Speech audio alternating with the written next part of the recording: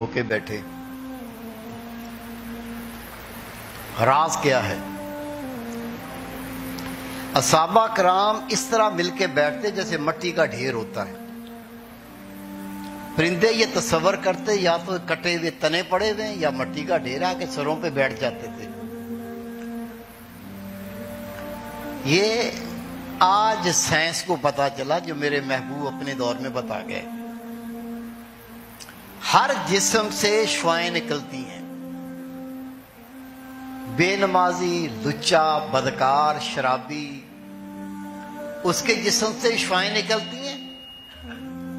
نماز پڑھنے والا، قرآن پاک کی تلاوت کرنے والا، اللہ کا ذکر کرنے والا، شرم والا، حیا والا، اس کے جسم سے بھی شعائیں نکلتی ہیں.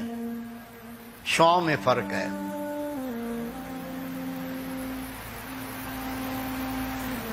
یہ جو کہا نا اصحابہ کرام کو قریب بٹھایا، آپ کو بار بار کہتے ہیں قریب ہو جاؤ.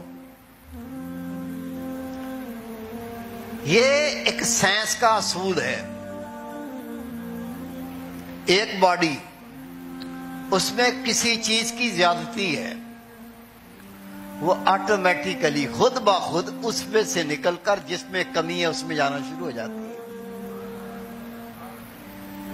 خدا کے محبوب بیٹھتے تھے اور چاروں اطراف اصحابہ کرام اللہ کے محبوب کو گھیر لیتے تھے، اور جو شعائیں میرے محبوب کے جسم سے نکلتی تھی اصحابہ کرام کے جسموں میں، دلوں میں جذب ہوتی تھی.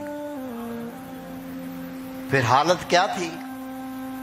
اصحابی رسول فرماتے ہیں جب رسول کریم صلی اللہ علیہ وسلم جنت کا ذکر کرتے تھے، اللہ کی قسم میں جنت نظر آنے لگتی تھی.